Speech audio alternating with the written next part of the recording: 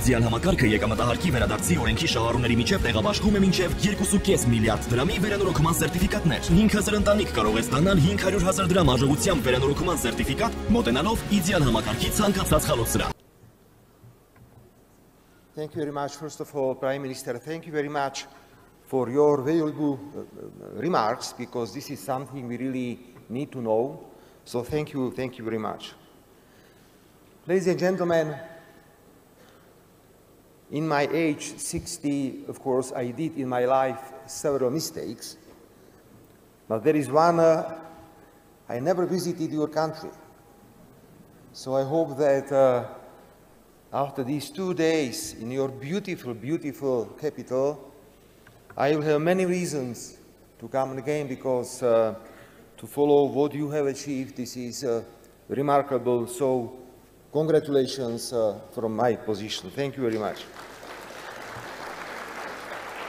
Dear Prime Minister, Mr. President, Speaker of the Parliament, distinguished colleagues, thank you very much for your kind invitation, and I am honored to address you today to open this conference. I want to congratulate Armenia and Prime Minister of your country for conveying this second edition of Yerevan Dialogue. It is an important forum for discussion about pressing regional and global issues. In my opening remarks, I would like to present the foreign policy priorities of my government, the role of Slovakia's global partnerships, and of course, our efforts to promote peace and Slovakia's relations to Armenia. Allow me to start with a few remarks concerning the sovereign foreign policy of Slovakia. First of all, I will say once again that the European Union and NATO represent the vital operational environment for Slovakia. These integration frameworks have built the modern foundations of peace and prosperity in Europe and in my country. Thanks to its membership in the European Union, Slovakia has experienced a political, social, and economic development at a pace and quality that would otherwise be unthinkable. We support deeper EU cooperation and integration in economic areas that can create more prosperity for our citizens. However, this does not mean we cannot be critical of certain EU policies and decisions. For example, my government opposes the EU Commission's recent proposals to end all imports of Russian energy. Slovakia has been implementing robust steps to diversify its energy resources. We understand the risks of over-dependency on a single supplier. But the current EU proposal is, in my opinion, short-sighted. I believe it will harm our competitiveness and energy security. Especially in the nuclear energy domain, there is no certified fuel alternative available for Slovakia's reactors in the near time. In our foreign policy, we reflect the shift in the geopolitical gravity to Asia and Global South and build new partnerships. I visit many countries around the world and do my best to invest in relations with our partners in Asia, Africa, or South America. We have promoted our relations to the level of strategic partnership with the Republic of Korea and the People's Republic of China, and we are working to strengthen relations with India, Indonesia, Japan, and Vietnam. As a small, open and export-oriented economy, we are clearly not happy to see that global rise in economic protections, unfair trade practices, and trade war. In Slovakia, ladies and gentlemen, the automotive industry is the backbone of our economy. According to some estimates, some 20,000 jobs in Slovakia could be threatened in case of an escalating trade war with the United States. For this reason, we need to intensify trade relations with the nations interested in free trade and diversify our export destinations. Ladies and gentlemen, the war in Ukraine has caused incredible suffering to innocent people, but it has also affected millions of people in the world with the increased cost of agricultural products or disrupted supply chains.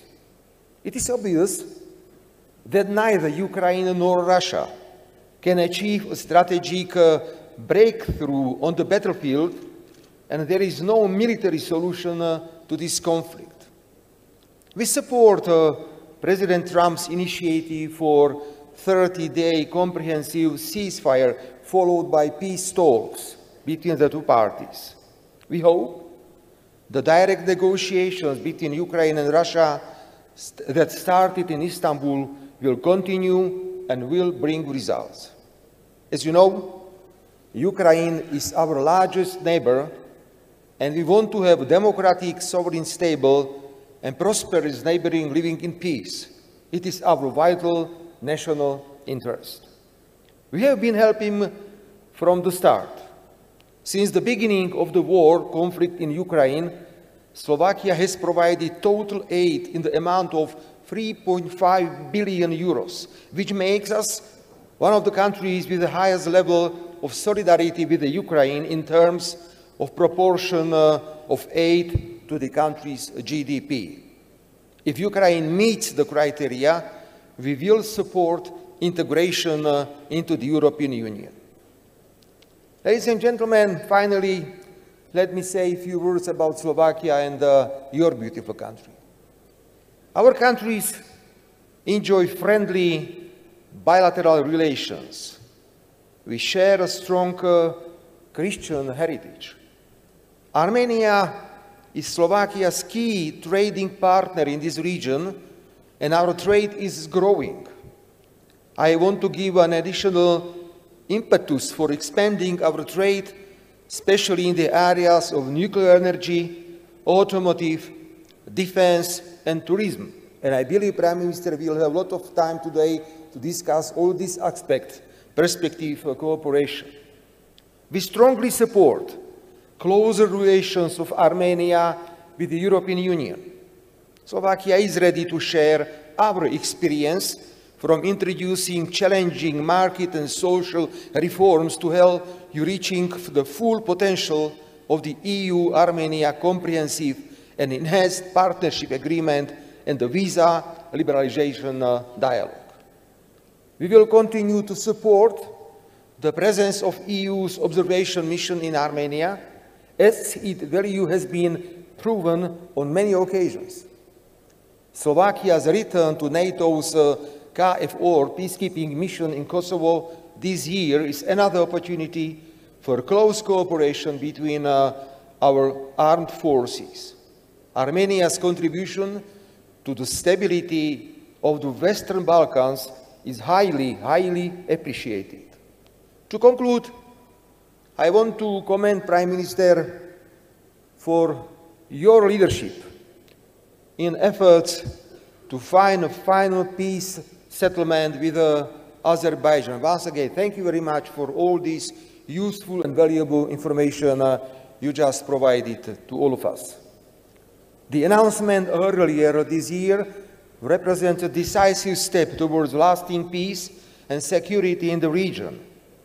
It is key to maintain this momentum and ensure a smooth completion of this process from both sides.